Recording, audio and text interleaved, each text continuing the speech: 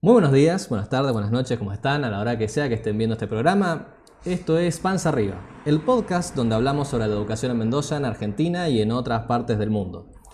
Este es nuestro programa número 15 y tengo el agrado de decir que tenemos a la segunda invitada de este año, Silvana Porro. ¿Cómo estás, Silvana? Hola, Dami, ¿cómo estás vos? Todo bien, gracias por venir. ¿Querés contar brevemente, presentarte frente a la audiencia? Bueno, muchas gracias, Dami, primero por invitarme. La verdad que me pone muy contenta participar de este espacio tan bonito y tan necesario para las comunidades educativas, para distintos ámbitos en los cuales nos interesa y nos involucramos.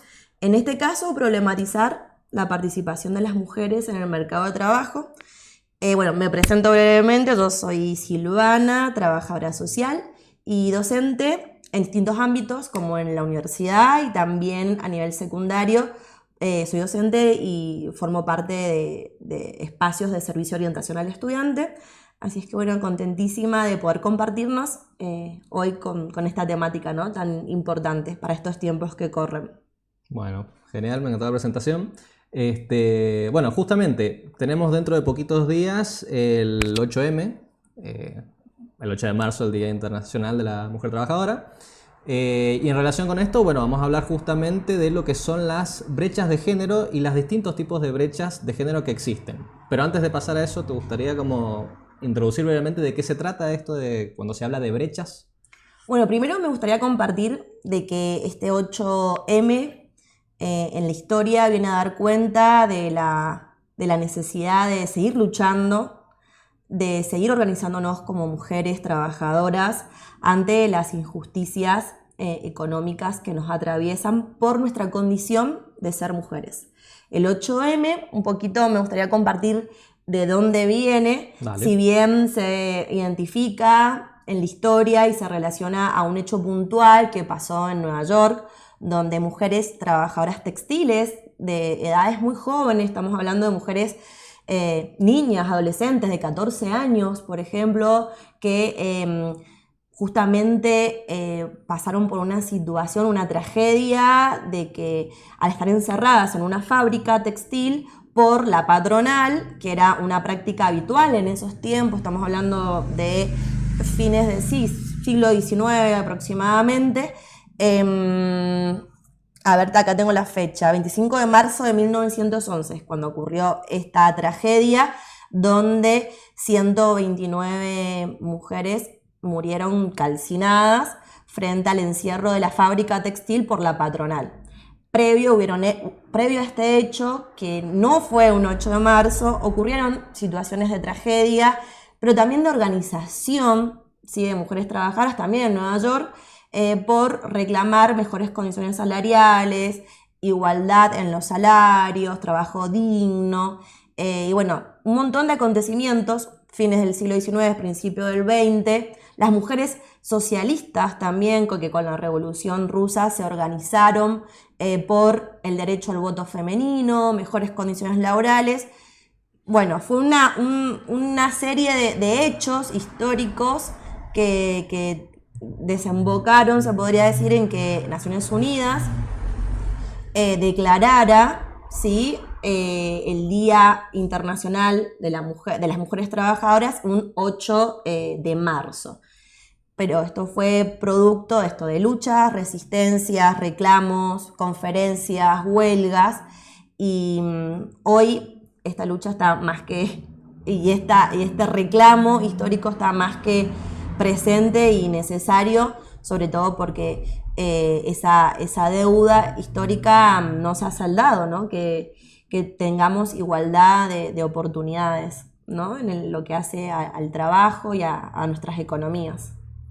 Bueno, y en relación puntualmente con las brechas de género, podemos identificar y reconocer que si cruzamos las brechas con la perspectiva de género, nos encontramos que hay distintos indicadores sociales, en este caso económicos, donde existe una disparidad en la igualdad, en las condiciones, ¿sí?, en este caso salariales, en la percepción de ingresos, donde se puede visualizar y percibir y reconocer estadísticamente que las mujeres nos encontramos, y también las diversidades sexuales, en desventaja en relación a los varones en el mercado de trabajo. Estas brechas vienen a dar cuenta de esta distancia, ¿no?, que existe cruzada, en este caso por el género, en el acceso a mejores condiciones laborales, ¿sí?, a una distribución equitativa en ingresos, en derechos en general que hacen a mejores oportunidades de trabajo, ni más ni menos. Y existen distintos tipos de brechas en el mercado de trabajo. Así es. Hago un mini paréntesis. Tuvimos un programa con Nuri el año pasado en el cual hicimos como una introducción a lo que es la educación sexual integral, que les recomendamos también que vayan a ver ese programa después que terminen de ver este. Y en ese programa dijimos que la ESI tenía 5 ejes. Uno de esos 5 ejes es el de reconocer la perspectiva de género. Y dentro de lo que es la perspectiva de género, bueno, se ve justamente estas diferencias entre varones y mujeres y cómo la sociedad establece, digamos, roles de género que un poco indican, entre comillas, ¿no?, qué es lo que se espera que unos y otros hagan según su género o según su sexo. Pero también determina muchas veces, bueno, las oportunidades que va a tener las personas según muchas veces el sexo con el que ha nacido. Exactamente. Obviamente que hay muchas otras condiciones también, pero esta es una que afecta. Y la idea de este programa es mostrar muchos datos, muchas estadísticas, porque a veces por ahí desde los medios, sobre todo los más hegemónicos, hay como una visión de que cuando se habla de brecha de género o de la perspectiva de género, siempre pareciera como que es una perspectiva, digamos, caprichosa que se habla desde opiniones personales y hay muchos datos que respaldan por qué vamos a hablar, digamos, de lo que vamos a hablar en este programa. ¿Te parece que vamos con la primera? Y sí, sobre todo sumar que la desigualdad de género se puede medir, ¿no? Y es muy importante porque hay datos que reafirman esta desigualdad que se termina reproduciendo en nuestros vínculos, en nuestras relaciones laborales y que tienen que ver, como vos bien decís, Dami, con la reproducción de normas sociales relacionadas a estereotipos de género, ¿no? Que esto hace a la división sexual del trabajo, que me parece importante mencionarla como tal, porque hace que ciertas ocupaciones en el mercado de trabajo sean mejor valoradas económicamente y socialmente, ¿no? También. Por ejemplo, una de las brechas que también son una brecha que tiene que ver con aquellas actividades que son feminizadas y otras masculinizadas, ¿no? Por ejemplo, la docencia, donde usted y yo somos parte. La docencia, la educación, es una rama, ¿no?, una ocupación, una rama de las profesiones que es sobre representada por mujeres trabajadoras, que responde justamente a tareas y servicios de cuidado. La profesión, la educación, por ejemplo, la docencia, ¿no? Así como también está la salud, otras actividades como, bueno, la educación. Y las tareas del hogar. Las tareas de cuidado, que en eso vamos a hablar enseguida también de qué hablamos cuando hablamos de tareas no remuneradas y que hacen a las tareas de cuidado y domésticas. Y bueno, la docencia nos encontramos donde los ingresos son mucho más inferiores que otras ocupaciones, profesiones y actividades económicas, como en la industria, la ingeniería, las matemáticas, la ciencia, que son profesiones y disciplinas con mayor desarrollo estratégico y también mejores remuneraciones, en las cuales quienes están sobre representadas en esas disciplinas y profesiones son los varones. Ahí nos encontramos con una brecha, ¿no? Que también se las conoce como las paredes de cristal, esta división sexual del trabajo, que son metáforas que vamos a ir dialogando. Bien. Y conociéndolas me parece que está bueno. Bueno, desde la economía feminista se utilizan y se ocupan estas metáforas para explicar estas problemáticas. Paredes de cristal, ¿por qué? Porque son separaciones o divisiones indivisibles que nadie te dice, ay, bueno, no nos prohíben a las mujeres estudiar ingeniería, tecnología, ¿no? Pero hay algo del mandato social y cultural que está comprobado, inclusive hay estudios que a los 9 años ya a las mujeres se nos desanima, se nos desalienta a estudiar carreras que tengan que ver con la ciencia, la tecnología, la ingeniería, a los 9 años. O sea, desde muy corta, muy temprana edad. Es como, y todo esto está atravesado por los roles de género, como bien vos decías. Sí, también agrego a lo que vos decís, que el hecho de tener pocas mujeres referentes en esos espacios hace que también, digamos, las mujeres de niñas no tienen también en quién tomar como ejemplo, como para decir, me gustaría ser como tal. Totalmente. Y en ciertas ramas, bueno, los varones al sí tener esos ejemplos tienen como en quién guiarse como para decir, bueno, quiero estudiar esta carrera para ser como tal persona. Es muy probable que si vos no tenés esos ejemplos o no son tan visibles, bueno, quizás no te interese tanto esa rama, pero no porque no te des, sino porque no te han puesto en contacto con gente quizás de tu género que lo haga también. Sí, y de las mujeres que en la historia existen y han tenido un recorrido en esas ramas, han sido borradas e invisibilizadas, ¿no? En la historia oficial escrita por los varones, que este no es un programa contra los varones, sino un espacio para cuestionar, en este caso los varones, los privilegios, ¿no? Y de qué lugar se puede corregir, revisar y reparar. Y también cómo llevamos estas problemáticas a nuestras aulas, ¿no? Exacto. A nuestros vínculos de trabajo, a nuestros vínculos laborales, a nuestros actos cotidianos, ¿no? Creo que ese es el gran desafío, poder revisarnos en nuestras prácticas y en este caso ponernos los lentes que nos hagamos foco en decir, bueno, la letra chica de esa letra que se borró en la historia y tiene que ver con las mujeres oprimidas, invisibilizadas y borradas de la historia universal, en la economía, en la ciencia, en la educación y un poco, bueno, esto de poder problematizar, como bien decías, a partir de los roles y que no tengamos referencias, no es casual y no es azaroso para nada, ¿no? Exactamente. Bueno, dijimos que teníamos muchos números, así que vamos a ir arrancando con eso. Con las brechas salariales. Vamos a empezar con las brechas salariales. Y para arrancar tenemos estos primeros datos que son... Sí, de acá estamos hablando, bueno, podemos encarar un poquito lo que tiene que ver con brechas salariales, que en Argentina estamos hablando que es de un 25 a un 27% que estamos en desventaja las mujeres, ¿no? En diferencia a los varones, ¿sí? En lo que hace a ingresos, a la percepción de ingresos. ¿Qué significaría, por ejemplo, que hay una brecha del 27% en ingresos, por ejemplo, para alguien que no está en el tema? Es que en un mismo trabajo... Exacto.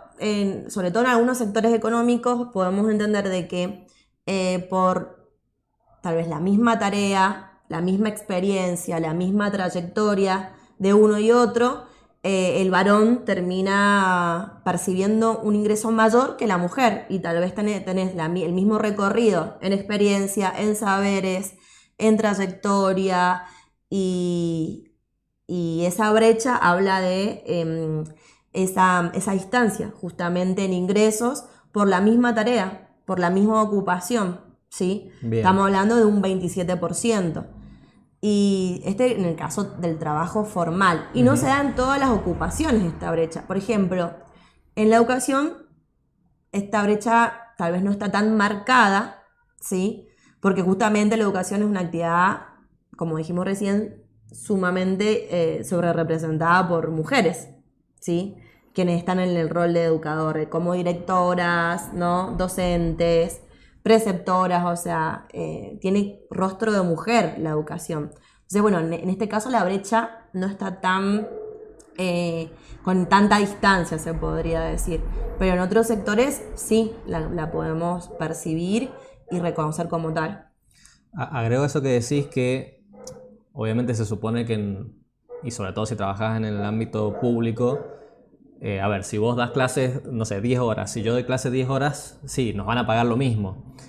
Pero, por ejemplo, hace un par de años salió un estudio en el que lo hizo una investigadora acá de Mendoza, en el que mostraba que, por ejemplo, la existencia del ítem aula, que es este ítem que te marca que no podés faltar, por ejemplo, más de 3 veces al mes, porque si no hay una parte del sueldo que te la descuentan, Sí. sin importar, digamos, la razón de esas faltas. Hay muchas mujeres, por ejemplo, que se dedican a tareas de cuidados y que los varones no hacen. Entonces, por ejemplo, incluso en la misma educación y si 2 personas trabajan en el sector público, una mujer puede terminar ganando menos que el varón por el hecho de tener que cuidar a alguien y le descuentan plata por eso. Entonces, bueno, si el varón no tiene esa misma tarea de cuidado, no le descuentan el ítem aula y termina ganando un poco más, incluso en un sueldo que se supone debería ser el mismo. Total. Bueno, acá me parece súper claro lo que decís qué pasa cuando no tenemos un Estado o políticas públicas con perspectiva de género, ¿no? Estas son las consecuencias. Porque en este tipo de políticas no se reconoce ni se problematiza una de las grandes causas estructurales de la desigualdad de género en nuestra sociedad histórica, antiquísima, como es la desigualdad en la distribución de las tareas de cuidado. ¿Qué tareas de cuidado son, no? Lo básico y lo primordial para sostener la vida. Exacto. Hacer las compras en el supermercado, cuando tus hijos se enferman, quién gestiona los turnos en los médicos, trasladarlo, y más si no tenés auto, trasladarlo en transporte público, si son muchos hermanitos y que por ahí no siempre coinciden los turnos y los turnos están agotados, son escasos, esos malabares que tienen que hacer sobre todo las mujeres, recae en las mujeres. Limpiar la casa, cocinar, ¿no? ¿Qué otras tareas podemos mencionar que son fundamentales para el sostenimiento de la vida? Y todo lo que sea de limpieza, pero pienso también en las de cuidado, por ejemplo, cuando hay personas ancianas en el hogar. Totalmente. O si por ahí hay personas con discapacidad, pero pensemos Totalmente. también que vos recién decías lo de quién gestiona, no sé, los turnos, por ejemplo, si hay niños, ¿no?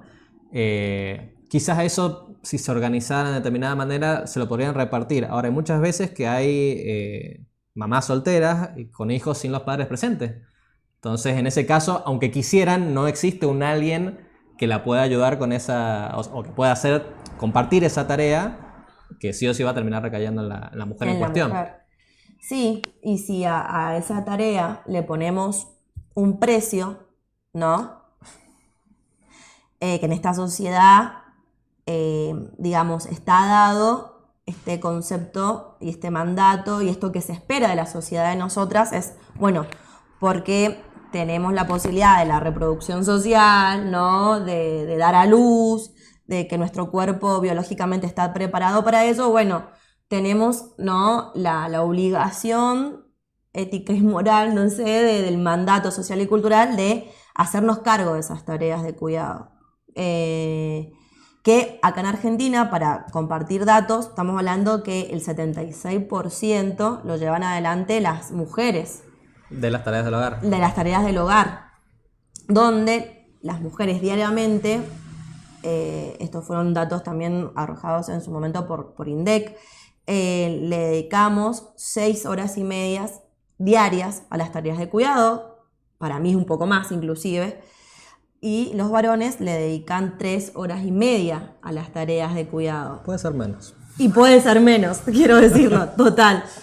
Bueno, y esa es una brecha, justamente, cuando hablamos de ese distanciamiento en la responsabilidad de quién lleva adelante esas tareas, y ni que hablar, como dijiste, si lo cruzamos con la discapacidad, con mujeres pobres, con mujeres que están a cargo sola de sus hogares, que son hogares monomarentales, con padres y figuras masculinas totalmente ausentes. Se problematiza y se complejiza más la situación, se agrava más la cuestión. Y esta brecha del 76%, donde recaen las tareas de cuidado en las mujeres, hace que también nos volvamos más pobres, ¿sí? Nuestras economías empobrecen porque tenemos menos oportunidades para generar ingresos, porque nos tenemos que ocupar o conseguir, por ejemplo, laburos tipo changas, ¿no? De Claro. medio tiempo, porque después no tenemos con quién dejar a los pibes. Y o casualidad que muchas veces quien nos cuida a los pibes es nuestra mamá, que es una mujer también, ¿no? En esto de pensar las tareas feminizadas. Y tenemos menos tiempo, ni más ni menos, para dedicarnos a estudiar una carrera universitaria, para terminar nuestros estudios, para que otras cosas tenemos menos tiempos. Y pienso también al momento, por ejemplo, de querer hacer una carrera dentro de un trabajo, se me está viniendo a la mente algo relacionado que es estos empleos o empresas que por ahí dicen, no, bueno, no contrato mujeres porque si se queda embarazada hay un lapso de meses que no va a poder estar trabajando. Se penaliza la maternidad totalmente. Pero al mismo tiempo se espera como sociedad que sean madres. Que es como, bueno, sí, vos tenés que ser madre, como diría Facundo Arana, que es una palabra autorizada claramente. Pero al mismo tiempo, si sos mamá, es como, no, bueno, no vengas a trabajar acá porque me vas a joder por ser madre. Entonces está como ese doble juego. Tal cual. Y también otra cosa muy importante, empezar a separar, porque muchas veces por ahí desde los medios o en las redes sociales se viralizan mensajes como que todas estas cuestiones tienen que ver con cosas biológicas, ¿no? Que pareciera que una persona, no sé, porque tiene un útero y la capacidad de parir, se le da más de agarrar una escoba o una plancha o de Sí. cuidar personas, y una persona porque nació con un pene no tiene esas habilidades. Y no, son cuestiones, ahí es donde diferenciamos, digamos, donde se ve la perspectiva de género. Género tiene que ver con cuestiones sociales, culturales, y el sexo con lo biológico, ¿no? Y a veces nos agarramos de estas cuestiones y decimos, ¿qué tiene que ver? O sea... Ujú, total. Sí, sí, y bueno, en la economía está totalmente anulada, en la economía tal como la conocemos,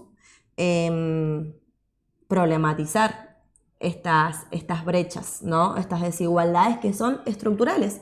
O sea, tienen mucha historia, muchos siglos, siglos y siglos de invisibilidad, ¿no? Exacto. Y una de las grandes luchas que tenemos, que es parte de las banderas y las consignas políticas y sociales de este 8M, donde nos organizamos las mujeres, es cómo achicamos esta brecha y esta distribución tan pero tan desigual en lo que hace a las tareas de cuidado, porque hoy, en los tiempos que corren, 2025, sigue estando presente, se acentúa cada vez mucho más, porque a la vez las mujeres salimos a laburar fuera de nuestras casas, al mercado de trabajo, pero también trabajamos dentro de nuestras casas, que se llama segunda jornada laboral, doble jornada laboral. Y triple, no sé si sabías, cuando hablamos de triple jornada laboral, Esa no, a ver. tiene que ver con aquellas mujeres que deciden, por ejemplo, participar en la vida sindical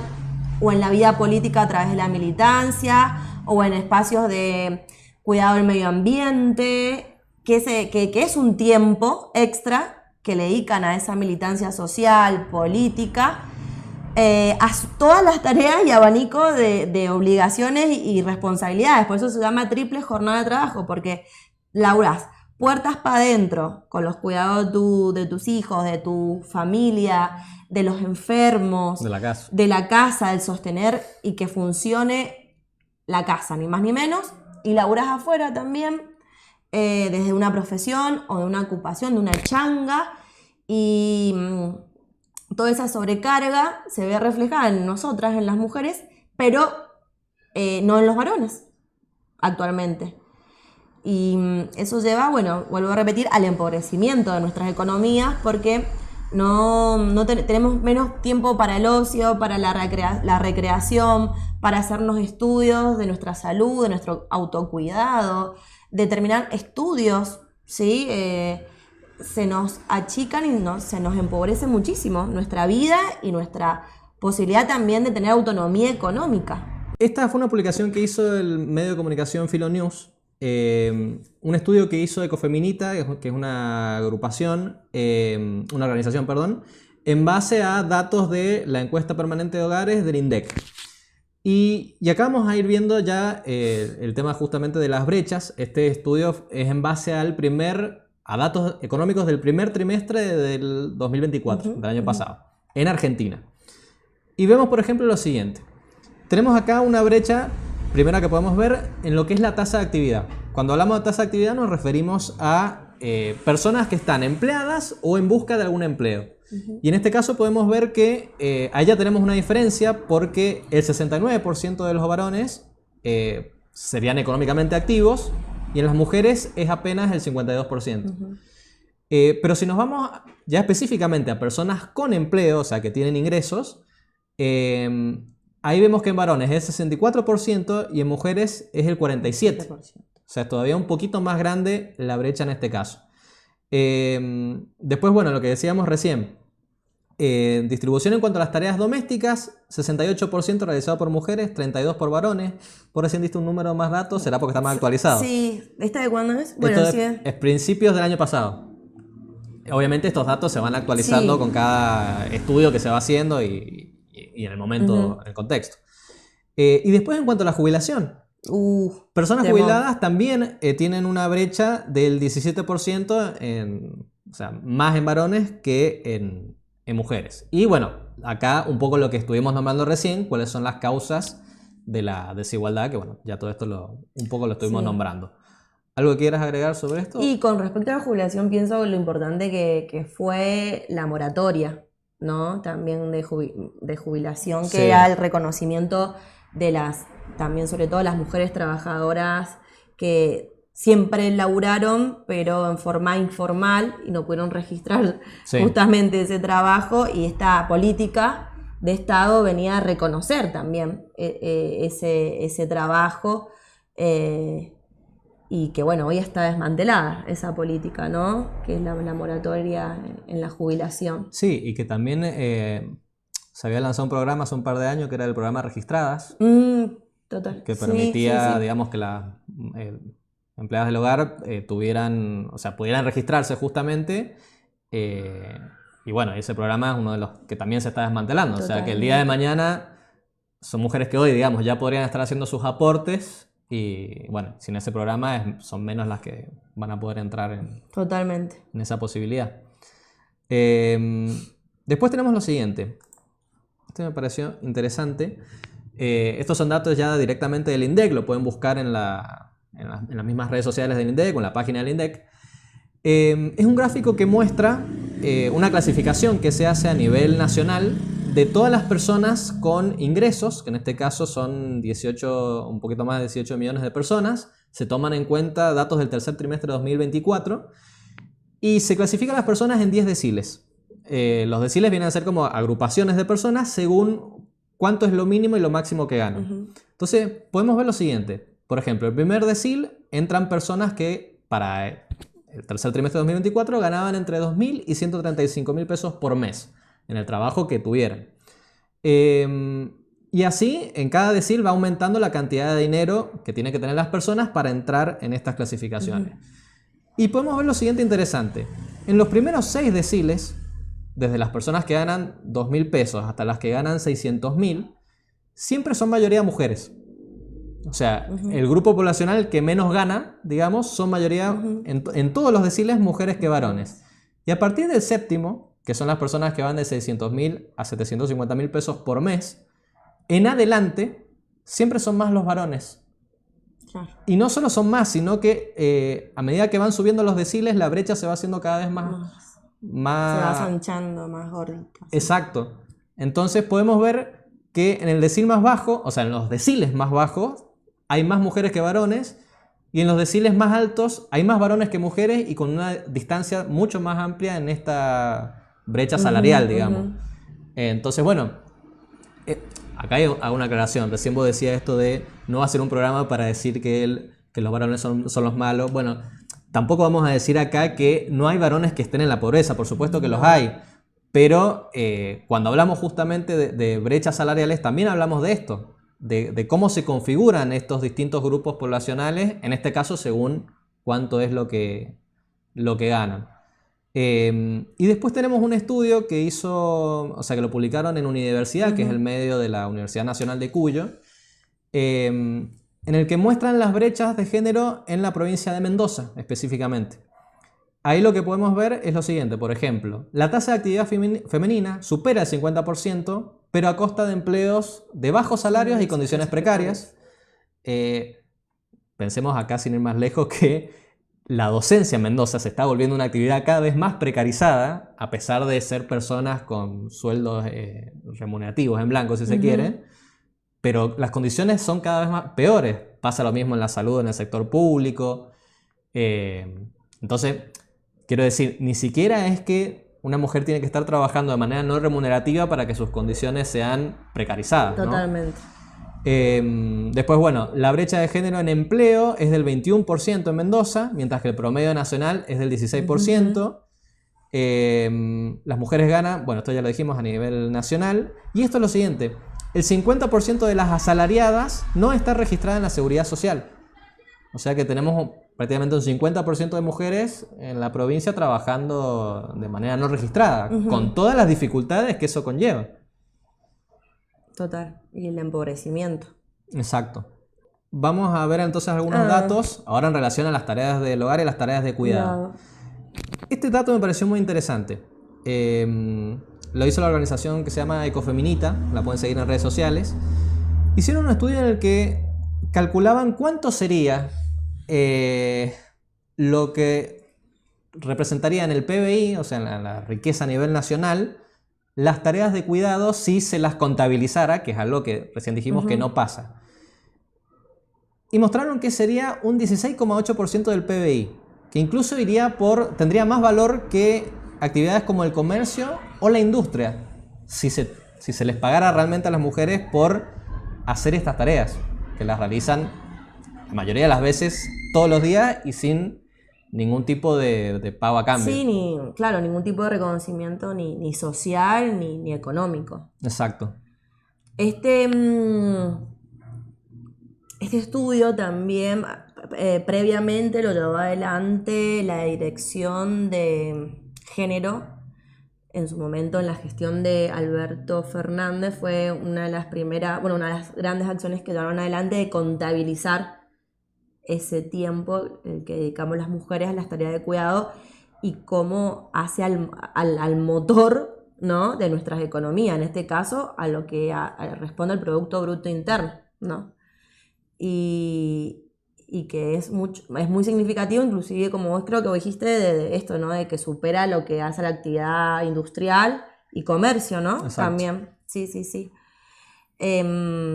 Este dato me parece muy importante porque viene a dar cuenta de, bueno, de la necesidad que el Estado, como sector público, las empresas, los sindicatos y las organizaciones familiares problematicemos, visibilicemos y sobre todo generemos estrategias para achicar esta brecha en las tareas de cuidado, ¿no? Y cómo el Estado, desde su aparato, desde sus políticas y de su estructura, debe dar respuesta a esta organización social del cuidado con medidas que apunten a la infraestructura, ¿no?, más espacios de cuidado para aquellas mujeres que no tienen para tercerizar ese pago, ¿no?, de cuidado. Y cuando hablo de cuidado, inclusive pienso, no sé, en cuando se vienen las vacaciones de verano, la escuela de verano. Sí, que no todas las familias tienen la posibilidad de llevar a sus hijos, a sus hijas a una escuela de verano, y muchas veces las que son públicas están saturadas, explotadas, y así pienso en los lugares, bueno, de cuidado que antes se les llamaba guarderías y ahora se está también resignificando ese nombre, donde las mujeres, y sobre todo las mujeres empobrecidas en su economía, no tienen la posibilidad y el recurso económico para tercerizar ese cuidado, que es fundamental al sostenimiento y al motor de una economía. Y acá en datos queda en evidencia, ¿no? Exacto. Esas tareas. Agrego dos cosas. Una, que un dato que no hemos puesto acá, pero lo nombro, existe algo conocido como la canasta de crianza, que es la que muestra cuánto es lo que, el índice, ajá. Digamos, lo que idealmente debería gastar una persona por hijo y según la edad, digamos, del niño o niña. Y en casi todos los casos, esa canasta suele superar los, no sé, 300.000 pesos por mes. Porque toma en cuenta justamente esto, que seguramente vos vas a necesitar en algún momento pagarle a alguien para que cuide a tu hijo si no tenés algún familiar que lo haga. Y claro, imaginémonos que en un país donde los sueldos promedios están en 600.000 pesos, ¿con qué dinero una mujer soltera podría pagarle a alguien para que, con ese sueldo, digo, para que le cuide a su hijo con lo que tendría que gastarse en eso, ¿no? Y otra cosa que se me viene a la cabeza es, cuando hablamos de lo que implica para la riqueza del país las tareas de cuidado que realizan las mujeres, pienso también, por ejemplo, que a veces está como esta idea de, no, bueno, pero a ver, si el varón sale a trabajar, ¿no? Supongamos una pareja heterosexual, sale el varón a trabajar y trae la plata al hogar, lo que correspondería sería que la mujer se encargue de todas las tareas del hogar. Sí, pero hay un hecho, y es que esa mujer económicamente no está teniendo un crecimiento, porque si ese varón el día de mañana dice, che, yo me voy de la relación, esa mujer queda en la calle. Total. Salvo que estuvieran casados, por ejemplo, ¿no? Entonces, o sea, y ese varón al mismo tiempo seguramente, si tuvo la posibilidad, puede estar haciendo una carrera laboral o académica, gracias a que no se tiene que encargar de un montón de tareas que sí está realizando la mujer.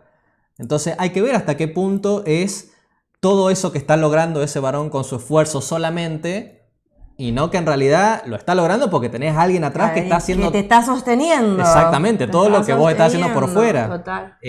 Por eso, bueno, creo que lo lógico es que sea algo compartido, ¿no? O sea, el reconocimiento que le hacemos a esas personas.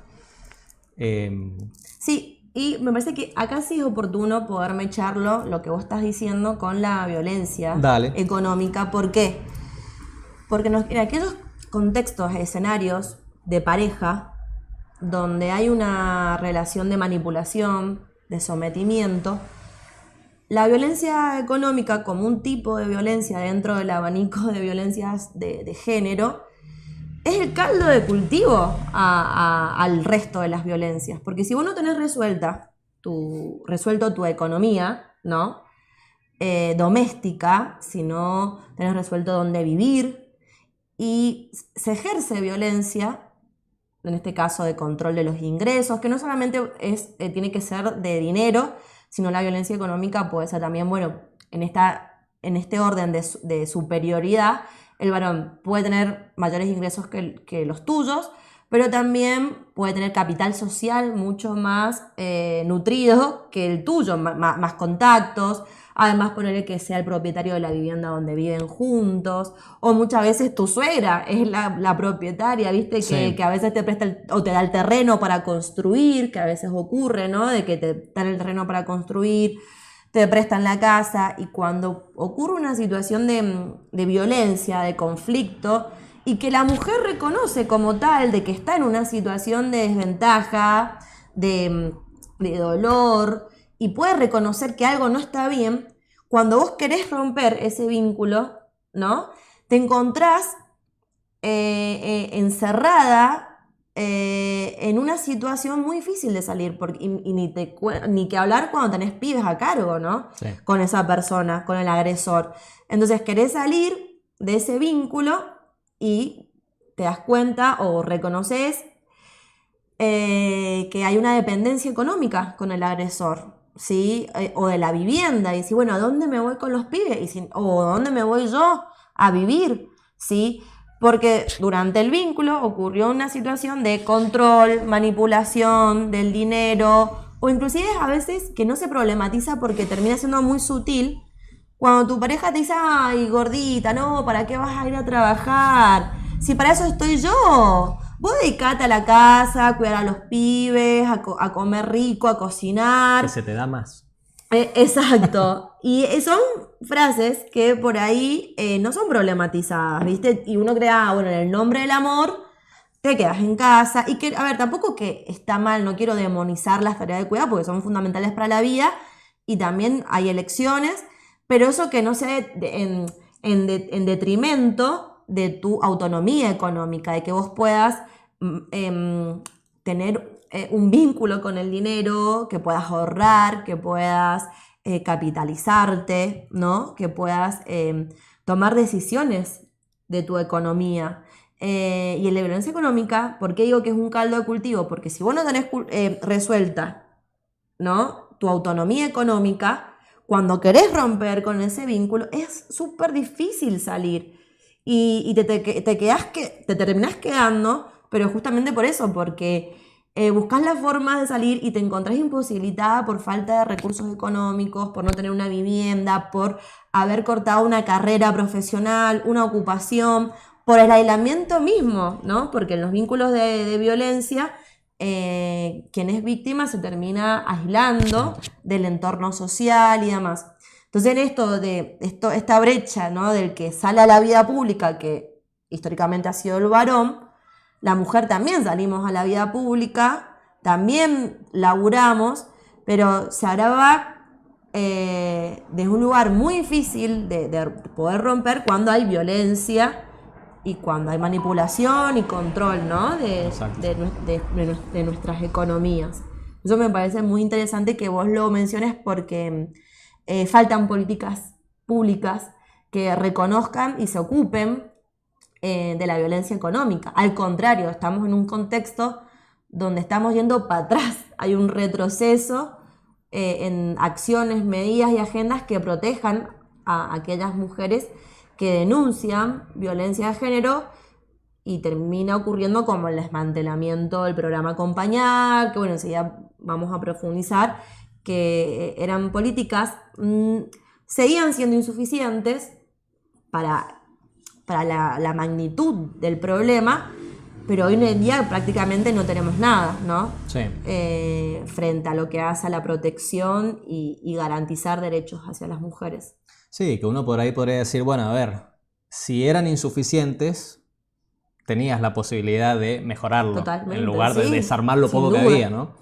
Bien, esto lo voy a pasar un poquito rápido, pero Sí. básicamente un estudio que se publicó en el medio Somos Corta, en el cual muestran las diferencias en cuanto a cuánto tiempo dedican personas adolescentes en tareas de cuidados, y lo interesante es que acá también podemos ver brechas, porque por ejemplo podemos ver que si bien adolescentes en general ocupan esta cantidad de tiempo, 2 horas 46 por día, a tareas de cuidado, limpieza, etcétera, tareas del hogar, cuando vemos en varones y mujeres, vemos que varones adolescentes hacen menos cantidad de esas tareas que mujeres también.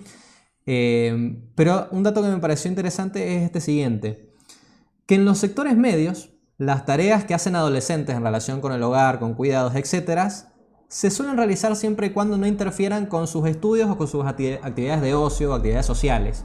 Mientras que en los sectores populares, generalmente esas tareas se llevan a cabo en sustitución por el papá o la mamá o el adulto a cargo que tiene que salir a trabajar todo el día. Total. Y como están todo el día afuera, los adolescentes terminan haciendo estas actividades por mucho más que estos tiempos, porque estos tiempos son promedios, ¿no? Me parece interesante en nuestro rol docente tener en cuenta estos escenarios y estas realidades de los pibes, ¿no?, con los que trabajamos en el aula o en mi caso también con quienes yo recibo en el servicio de orientación y acompaño. Conocer sus historias, ¿no?, sus memorias, sí, sus narrativas, las ausencias en el aula. Lo hablo porque más de una vez me ha tocado de recibir a papás, mamás que me comentan que sus hijos, bueno, no asisten a la escuela porque tienen que quedarse a cuidar al hermano enfermo, porque hacen guardias en los hospitales y ¿no?, se turnean con su familia, y eso hace que su trayectoria educativa termine también recortada, que no sea continua y permanente. Entonces, ojo con ese ideal de estudiante y que problematicemos, porque esto lo encontramos un montón en les pibes, que en la ausencia escolar, en la deserción escolar, las tareas cómo se se entrecruza, ¿no? Esto Sí. de las pibes que faltan y se refleja en la escuela, ¿no? En su permanencia en la escuela. Sí, ¿no? Y también, que a ver, no queremos bajar un mensaje de porque hay chicos haciendo estas tareas, entonces hay que aprobarlos como sea, No. porque tampoco esa es la idea, sino que reconociendo que existen estas... Estamos con Uy, ruido. sí. En este programa van a escuchar muchos ruidos, Sí. pero bueno, son cosas que pueden pasar. Me perdí, No, me que hizo perder el no, colectivo. sí, no, es que no es que queramos hacer como un culto en donde Claro. Sino al contrario, decir, a ver, reconociendo no, que existen estas problemáticas, que el Estado intervenga, lo que haga falta que intervenga para sanear justamente estas problemáticas y que los chicos realmente puedan estar estudiando cuando tienen que estudiar y no estar horas, horas y horas en otras tareas que no les corresponden por la edad. Para lo que por supuesto también debería mejorar la condición de los padres, porque si vos tenés a un papá totalmente. trabajando 2 horas por día porque es lo mejor que encuentra para llegar a Sí. fin de mes, también estamos... Inclusive pasa mucho con aquellos que se dedican a las actividades de seguridad. Me ha pasado en la escuela, digo, pensando en un ejemplo Sí, concreto de papás, de mujeres que trabajan en empresas privadas, en seguridad, donde son horas y horas y horas de laburo en situaciones de precarización laboral terrible, porque es lo que es servicio de seguridad, que lo llevan adelante varones sobre todo, pero mujeres también, es sumamente precarizado y con una ausencia, eh, digamos, muy significativa en la vida familiar exacto. de esos padres, de esas madres. Es común Sí. encontrarlo en las realidades actuales. Acá para hablar un poco de contexto, no vamos a ahondar tanto, pero es interesante lo siguiente. Lo llamé esto brechas en las posiciones de poder, porque justamente el hecho de que existan todas estas diferencias que estamos viendo entre distintos géneros tiene mucho que ver con quiénes son las personas que han ocupado los cargos de poder, ya sea en los gobiernos, en las empresas, etcétera, a lo largo de la historia, que en la mayoría de los casos han sido ocupados por varones. Fíjense lo siguiente, esto es una línea de tiempo de las presidentas en Latinoamérica, presidentas mujeres, y vemos que el primer caso de presidentas mujeres se da en el año 1974. O sea, hasta esa época no habíamos tenido mandatarias mujeres en todo el continente. Pero incluso la primera presidenta electa fue en el año 1990. Porque en los casos anteriores habían sido mujeres que eran vicepresidentas y por alguna razón el presidente no podía ejercer el cargo, pasaban a ejercerlo ellas, ¿no? Después esto siguiente, ¿no? Cantidad de presidentas en el mundo. A nivel mundial, solamente el 10,9% de quienes ejercen presidencia son mujeres. Y en Latinoamérica, bueno, es un poquito más el número. Pero, y estamos hablando de la actualidad, o sea, no tenemos hoy por hoy una paridad en cuanto a mandatarias a nivel mundial. Otro espacio de poder, por ejemplo, donde podemos ver estas diferencias, tiene que ver con el Poder Judicial en Argentina, donde actualmente no tenemos juezas mujeres en la Corte Suprema de Justicia, que es el máximo tribunal a nivel nacional. Pero también lo podemos ver en lo que son las empresas. Solamente el 14% a nivel país, según un estudio de Amnistía Internacional Argentina, ocupan cargos directivos en empresas a nivel nacional. Entonces, digamos, creo que lógicamente si son muy pocas las mujeres en cargos de poder, que son las que pueden tomar decisiones de políticas o empresariales, bueno, es muy probable que estas brechas, en los momentos en los que, ¿cómo se dice? ¿Se me fue la palabra? Ay, es que no sé qué querés decir. ¿Cuál es tu idea? Perjudican a mujeres, sí. no se tomen tan en cuenta. Si no tenés gente arriba que pueda tomar decisiones al respecto, ¿no?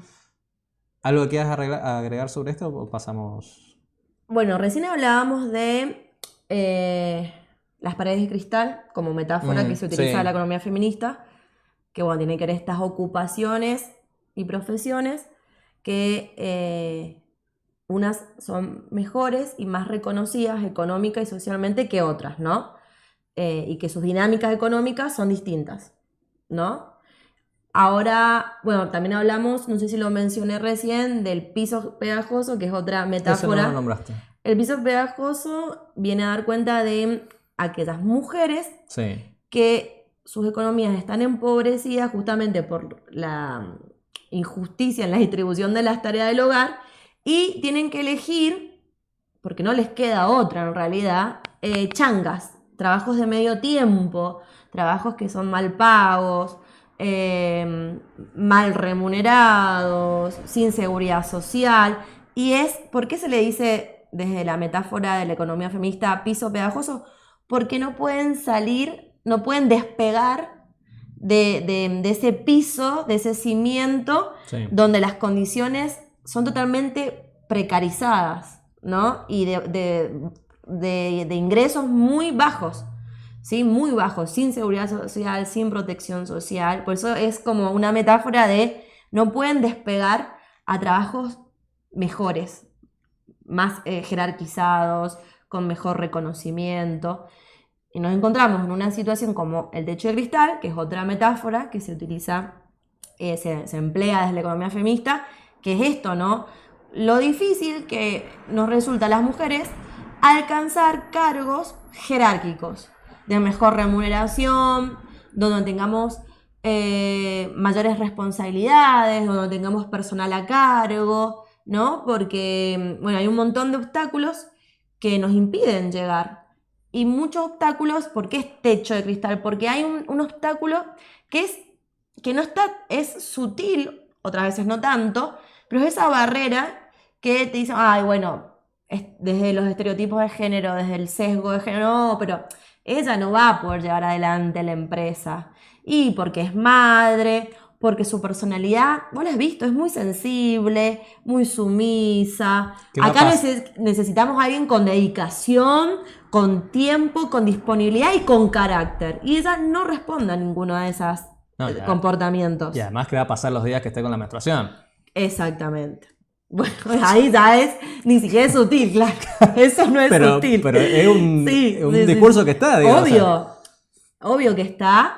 Y es sutil, por eso es, metafóricamente es un techo, ¿no? Porque en el discurso, ¿no? En la narrativa, se toman decisiones donde nos dejan afuera, nos excluyen, donde dan cuenta de nuestra incapacidad, ¿no? Para asumir este tipo de trabajos que tienen mayor responsabilidad, más jerarquía, ¿no? Sí, también pensemos, por ejemplo, en cuanto a lo legal, porque pienso ahora, digo, tampoco es que antes no habían presidentas porque ninguna mujer se lo hubiera corrido, sino porque primero que en principio no podían ni siquiera votar. Exactamente. Y después cuando podían votar no tenían permitido ser presidentas. O sea que también, digamos, ese es un techo de cristal totalmente real, porque claro. Decir, no lo podían hacer porque no las dejaban, no estaba legalmente permitido. O pienso, por ejemplo, no sé, casos como el fútbol femenino, que durante años en muchos lugares del mundo estuvo prohibido. Y vos decís, bueno, y sí, ¿cómo vas a tener un fútbol femenino ultra profesional con el masculino si les prohibían jugar a la pelota? O sea, una cuestión casi lógica. Totalmente. Bien, otra brecha interesante es la brecha educativa. No vamos a leer todo esto, pero hay 3 datos que me parecían interesantes, y después vos agregás lo que consideres, que son los siguientes. Tenés en general a nivel secundario y universitario más mujeres que varones con títulos secundario y universitario. Pero así todo, después cuando salen al mercado laboral, ganan más varones que mujeres, a pesar de que hay más mujeres con estudios. Y lo otro dato interesante es que, por ejemplo, si bien hay más mujeres que terminan la secundaria, los varones que lo terminan en tiempo y forma, o más en tiempo y forma que las mujeres. Las mujeres se suelen demorar un poco más. Y esto también es interesante en relación con lo que decías más temprano. A nivel nacional, las mujeres representan apenas el 32% de la matrícula de las escuelas secundarias técnicas. Las escuelas secundarias técnicas apuntan a que vos puedas tener un oficio o que el día de mañana puedas seguir alguna carrera más ligada quizás a lo que es la industria, o distintos tipos de industria. y es una rama laboral que generalmente es mejor paga. Entonces, ya desde el vamos, si en las escuelas técnicas vos tenés menos mujeres que varones, bueno, estás teniendo menos mujeres con posibilidades de acceder a un trabajo quizá un poco más seguro, o pensemos, no sé, alguien que trabaja en la construcción probablemente gana mejor que una empleada del hogar. Por más que a veces el que trabaja en la construcción también esté precarizado. Pero así todo termina ganando más. Totalmente. Esas son las paredes de cristal que hablábamos. Bueno, y llegamos a uno de los temas que también está relacionado, que tiene que ver con la violencia de género. Si querés, me gustaría que vos expliques de qué hablamos cuando hablamos de violencia de género, pero antes de eso quiero nombrar lo siguiente. Estos son datos a nivel mundial. A nivel mundial tenemos que hay más varones asesinados, o sea, que mueren por asesinato, que mujeres. Pero el dato interesante con esto es el siguiente. Que si bien son muchos más los varones que mueren asesinados, cuando pensamos, por ejemplo, en relaciones de parejas o con exparejas, apenas el 12% de varones son asesinados por sus parejas o exparejas, mientras que en las mujeres llega al 60%. Y la mayoría de las veces que los varones son asesinados por otros varones. Y por otras causas que no tienen que ver con la posesión también del poder, de la condición de ser varones propiamente. Puede ser la inseguridad, pueden ser guerras en otros lugares. Pero muchas veces quien también lleva la muerte de ese varón es otro varón, ¿no? Ahora sí, dale con el concepto. ¿Qué entendemos cuando hablamos de violencia por motivos de género? Sobre todo tiene que ver con responder a un sistema patriarcal, social, cultural, económico, que nos atraviesa en nuestras vidas históricamente y que viene a dar cuenta de esa relación de poder desigual, jerárquica, donde nos pone a las mujeres, por el solo hecho de ser mujeres, en una situación de desventaja, ¿no? Y en los vínculos, si lo llamamos a los vínculos de pareja, pero pueden ser vínculos laborales, ¿no? Esa supremacía de poder del hombre hacia la mujer termina tomando distintas dimensiones y nivel de riesgo, ¿no? Y empieza desde una expresión micromachista, ¿sí? A través de un chiste en el cual a vos te invaliden como mujer, en tu aspecto físico, en tu intelectualidad, en tu capacidad política, como madre, como novia, y después puede ir calando esa violencia, ese ejercicio de la agresión, otro nivel como un empujón, te estás hablando y te bajo de la mesa, te pellizco para que dejes de hablar, te encierro en la habitación. Después está la ley que se le dice la ley del hielo, que eso también le hacen las mujeres hacia los hombres, que es hoy con las redes sociales y con los dispositivos como el teléfono es muy común, que bueno, tenés una discusión con alguien y lo bloqueás, lo cancelás, en la otra persona le generás ansiedad, angustia, lo congelás, por eso se llama la ley del hielo y es un tipo de violencia también, ¿no? Cuando hay una discusión o algo que no te gustó, le cortás el diálogo por un día, por 2 semanas, la bloqueás. Eso genera una relación, una situación de mucho estrés, de angustia, de ansiedad y hacia las violencias, los chistes, los microchistes, que eso está muy naturalizado y socialmente legitimado el chiste. Pero cuando se trata de invalidarte por tu aspecto físico, por tu situación económica, por tu clase social, por tu edad, ¿sí? Por tu color de piel. Y ese chiste muchas veces eso es socialmente aceptado y minimizado y oculta una invalidación, ¿sí? Una ridiculización de la persona y atenta contra su integridad. Por eso la violencia tiene que ver esto, con poder reconocerla como esa agresión que tiene distintas dimensiones y sobre todo tiene que ver por una situación de dominación, de posesión, ¿sí? Del varón hacia la mujer. Por eso es tan importante reconocer como figura jurídica el femicidio, ¿sí? Porque el femicidio viene a dar cuenta de una tipificación, ¿sí? Penalizada de un delito donde se reconoce que ha existido y mediado, ¿no? Una agresión, en este caso, en su máxima expresión, como un femicidio, quitarle la vida a una persona, y se reconoce la condición de su género, ¿no? Por eso es tan importante y que en los últimos tiempos hemos escuchado que se quiere eliminar esa figura de femicidio. ¿Y eso qué implicaría, Dami, que la eliminemos? Que volvamos a clasificar a los femicidios y a estos asesinatos hacia las mujeres como a un crimen pasional, ¿no? Claro. Que era lo que como antes se denominaba. Y bueno, vos estabas loquito, se te pasó la mano, pero porque la amabas mucho y los celos no los pudiste controlar y bueno, ¿no? La mataste a cuchillazos.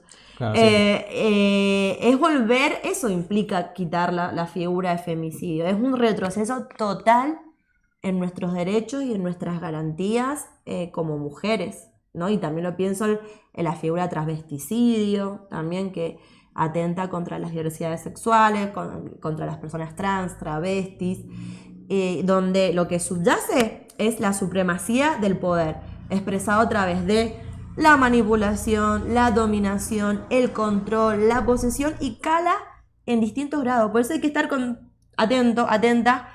Y los varones entre sí, que empiecen a dialogar más entre ustedes, a hablar más entre ustedes, a alertar, a incomodar a ese varón cuando hace chistes que terminan invalidando a una mujer, o cuando en los grupos de WhatsApp se comparten mujeres desnudas y desde un lugar de pornografía, ¿no?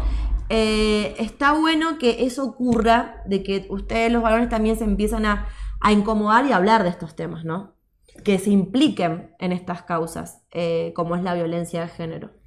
Me parece interesante con esto último que decís. A ver, cuando hablamos de estos temas, siempre tratamos de hacerlo desde entender un contexto en el cual se dan estas cosas, ¿no? No es casualidad que varones sean los que más ejerzan la violencia física, porque recién vos dijiste, bueno, también hay ciertas prácticas que a veces las hacen las mujeres. De hecho, nosotros hicimos un programa con Laura Espeche en el que hablamos de la violencia en las escuelas, y ahí vimos una cuestión que se llamaba la pirámide del maltrato, donde podíamos ver distintos tipos de violencia y quiénes la ejercían más o en igual cantidad dependiendo del tipo de violencia. Ahora, en el caso de los varones, hay una cuestión relacionada al rol de género, que cuando vos desde niño estás criando a una persona, invalidándola emocionalmente, reprimiéndola emocionalmente, diciéndole que para que sea reconocible como varón tiene que ser fuerte, tiene que ser valiente, que la violencia la tiene permitida para resolver los conflictos. Habilitada. La tiene habilitada, lo cual generalmente en las mujeres no pasa. Y bueno, generalmente suelen pasar dos cosas. Esa represión emocional o suele salir en depresión, que muchas veces termina en suicidio. Y acá cuando hablamos de brecha de género pensemos, la mayoría de los suicidios se dan en varones. Y hay una relación directa con ser personas que generalmente nunca se expresan emocionalmente porque han sido criados para eso. Pero cuando no sale por el lado de la depresión, suele salir por el lado de la violencia. De la violencia, de las actitudes riesgosas. Pensemos, no sé, varones manejando a 200 km por hora en lugares donde tendrían que ir a 80, ¿no? Pero bueno, son actitudes riesgosas que las toman porque están habilitados a hacer eso, socialmente a hacer Totalmente. Entonces digo, bueno, también en esto de charlar como varones, también lo primero que hay que pensar es, bueno, ¿qué me está pasando a mí por dentro? Porque si nosotros no podemos reconocer emocionalmente lo que nos pasa, difícilmente vamos a poder pensar en estas cuestiones que al principio se hacen como muy ajenas, digamos. Así que bueno, tenemos estos siguientes datos que también fueron publicados por Filonews el año pasado en relación justamente a la cantidad de femicidios. Vamos a nombrar algunos como para no hacerlo tan largo. Tuvimos el año pasado 227 femicidios en Argentina, lo cual da una cifra de una mujer asesinada cada 35 horas aproximadamente. Acá lo que decíamos recién, el 60% se da por mujeres asesinadas por sus parejas o exparejas. En la casa también. Bueno, mucho es... Que ahí también hay otra cuestión, ¿no? Es todo un dato, ese sí. Porque tenemos esta idea de... la mujer que se cuide quedándose adentro de la casa para que no le pase nada, ¿no? Como si no tuviera libertad de salir. Pero ni siquiera, aunque eso funcionara, no es la... Tampoco sería la forma, porque la mayoría de las veces son asesinadas en sus propios hogares. Totalmente. Y por personas conocidas, ¿no? Porque a veces está como esta idea de el malo que está esperando en la esquina y no suele ser la mayoría de los casos. De hecho, son los menos en general. Sí, que no responde a un contexto tampoco de robo, por ejemplo, ¿no? Que Claro. todo el escenario encuadra que se trata de un vínculo sexoafectivo, de la pareja, como bien vos decís, o expareja, donde había un vínculo, ¿no? Y no es azaroso. Por eso ahí se queda al descubierto esa relación de posesión y que te quitan la vida por tu condición de mujer y por ese sentido de dominación donde la violencia cobra su máxima expresión extrema, ¿no? Exacto. Como es el femicidio, la figura del femicidio. Tenemos también, bueno, el caso de lo que son el conteo de los femicidios vinculados, que tiene que ver con, por ejemplo, no sé, tu novio está enojado con vos por algo y le hace daño a, no sé, a tu hermano, para causarte un daño indirectamente, o a hijos o a quien sea, ¿no? Total. Bueno, esta cifra de la cantidad de adolescentes que quedaron sin mamás debido a estos femicidios que se llevaron a cabo. Y después, bueno, tenemos toda esta última parte en la que se muestra un poco el desfinanciamiento que está habiendo en cuanto a las políticas de género a nivel país desde el año pasado en adelante. Y estos dos, como para ir ya un poco terminando, me parecían los más interesantes, el de la línea 144 y el programa Acompañar. La línea 144 es esa que está habilitada, digamos, para las personas que estamos pasando por una situación de violencia y para denunciar, una línea de acompañamiento, de asistencia, que ha sido desmantelada por una decisión de el actual gobierno nacional, donde se ha quitado presupuesto, se ha desmantelado con recursos financieros y humanos la línea 144. Así como también el programa Acompañar, que en su momento resultó ser una política donde esto que hablábamos recién de la necesidad de un reconocimiento de la violencia económica, el programa Acompañar venía a dar respuesta. Obviamente, pensémosla, había que mejorarlo, sí, ¿no? Reforzarlo, sí, por la complejidad que tiene justamente, ¿no? La violencia y el vínculo y esa reproducción y de esa dependencia económica con el agresor. Ahora bien, esto se ha desmantelado totalmente, ya no hay altas, se han puesto condicionamientos que terminan en cierta forma revictimizando a las mujeres que deciden denunciar con todo lo que implica ese movimiento, ¿no? Porque los tiempos subjetivos de una persona que ha sido agredida, una mujer que ha sido agredida, son tiempos muy, muy complejos, ¿no? Yo puedo tener hoy y puedo ser hoy agredida y bueno, la verdad que no, tal vez mañana no quiero ir a denunciar por un montón de cuestiones. De hecho, menos del 40% de las mujeres que han padecido violencia y han sufrido violencia de género pide ayuda, menos del 40%. Menos del 40% de las personas, de las mujeres en este caso, pide ayuda en cuanto a un contexto de violencia.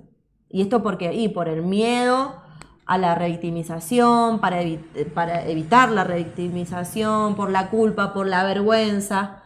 Por eso es tan importante respetar los tiempos subjetivos de aquellas mujeres que están pasando por una situación de violencia de género, ¿no? Y este programa venía un poco a echar luz a ese reconocimiento como política pública y implicarse, ¿no? Y hoy no contamos con el Acompañar, está desmantelado, no hay altas, se achicó, en su momento se había achicado, o sea, antes se cubría por 6 meses, después pasó a 3 meses de cobertura, bueno, también condicionamientos que atentaban contra las propias estrategias de las mujeres. Viste que si vos vivís en la casa de tu suegro, que un poco hablábamos de eso, o la casa es de él, o vive a 3 cuadras de tu hogar, las estrategias para resolverlo son muy complejas. Es decir, bueno, corto porque sabes que donde vayas te va a ir a buscar. Entonces, bueno, la verdad que es sumamente crítico el escenario en el que estamos hoy. Sí, pienso como para mechar con un poco con lo que dijimos anteriormente, volviendo al tema de la brecha salarial, ¿no? Muchas veces se culpa a la mujer de no salir de esos contextos y digo, a ver, ponele que igual que no estuviera este programa, o sea, que se desmantela del todo, ¿no? La visión sería que la mujer salga y labure. Ya dijimos recién que la mayoría de las mujeres en los trabajos que ganan no llegan a 600.000 pesos por mes. O sea que ya por una cuestión estadística, una mujer si logra salir de una situación de violencia, sabe que en la mayoría de los casos está destinada a ganar esas cantidades ínfimas con las que es casi imposible que se pudiera mantener sola, ¿no? Pero bueno, en relación con esto, otra cuestión que también se está desmantelando es la educación sexual integral. Sí. A ver, hemos dicho en el programa anterior, la ESI no se encarga solamente de hablar de perspectiva de género, está el tema de respetar la diversidad, de evitar tipos de discriminación, de la expresión de las emociones, del cuidado del cuerpo y la salud, de los derechos y deberes que tienen las personas. Pero bueno, reconocer la perspectiva de género es uno de los ejes de la ESI, y si la ESI se desfinancia o si hay gobiernos nacionales o provinciales que deciden, por ejemplo, no sé, bloquear los recursos que gratuitamente ya teníamos, nada, es como que menos todavía podemos hacer frente a estas problemáticas si las pocas personas que más o menos están capacitadas en el tema como para trabajarlo, los dejan también sin recursos, ¿no? ¿Algo con lo que te gustaría cerrar? Estamos cerrando un lugar muy pesimista. Sí, tiramos la pálida al último, sí, no, la verdad, pero bueno.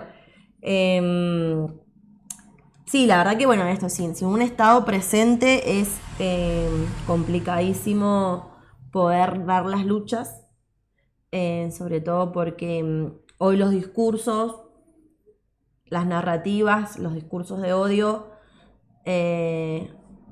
apuntalan a la revictimización, apuntalan a reforzar las creencias y las barreras subjetivas nuestras también, ¿no? Porque hay una experiencia psicológica que se le dice síndrome, pero es cuestionada esa palabra, no sé si la has escuchado, que habla del síndrome del impostor. Me suena.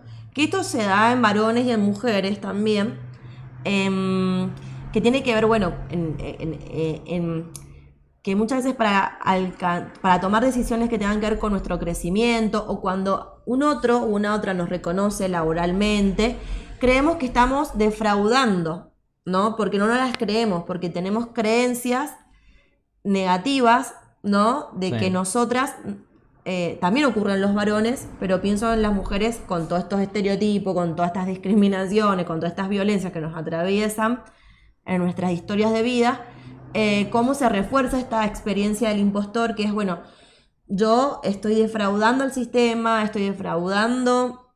soy una impostora, porque no me las creo, porque no creo en mis capacidades, mis habilidades. Y no quería dejar de nombrar esta experiencia del impostor porque muchas veces nos juega en contra como una barrera subjetiva, porque decimos, bueno, yo claramente que en soledad es muy difícil salir de estas situaciones. Por eso la red de apoyo es fundamental.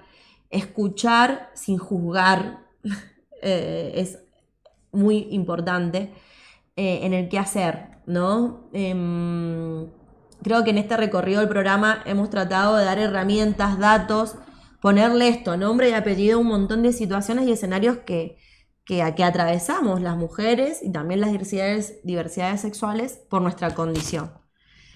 Y que desde nuestros espacios chiquitos, ¿sí? Desde nuestra cotidianidad, cómo podemos involucrarnos.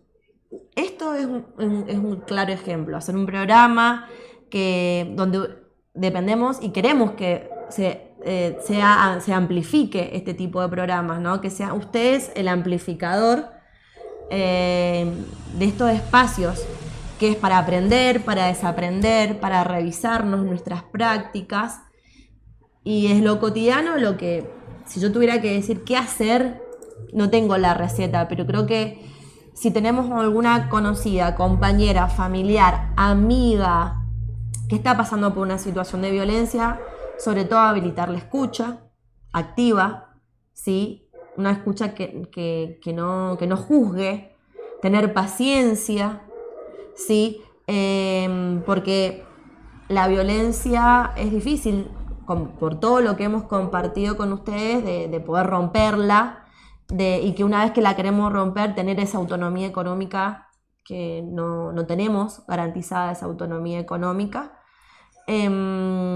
Hablar con esto entre varones pares, involucrarse, implicarse, cuestionar cuando un varón maltrata, violenta, invalida a una mujer, a tu madre, a tu hermana, a tu amiga, ¿sí? Me parece que desde ese lugar, esa militancia cotidiana y ese acto cotidiano lo podemos llevar adelante.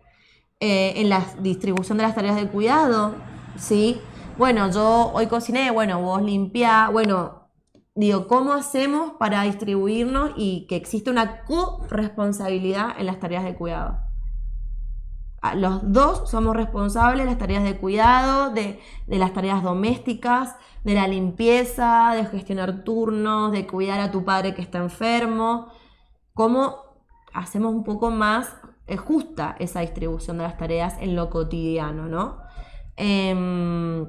Y sobre todo, bueno, involucrarnos desde campañas, saliendo a la calle cuando hay que salir a la calle y reclamar y protestar. Pequeñas acciones en la escuela, en el aula, que estos temas sean agenda educativa y que están en diálogo permanente con la educación sexual integral, ni más ni menos. Y bueno, creo que estas microacciones y sobre todo cómo logramos seguir construyendo red, ¿no? Red ante un escenario que es adverso, desalentador. Por eso siento y creo que más que nunca la esperanza hoy en día y siempre debe ser política, porque ante tanto desánimo y sálvese quien pueda como receta del éxito, sabemos y la historia nos ha dado cachetazos muchas veces diciéndole no, el sálvese quien pueda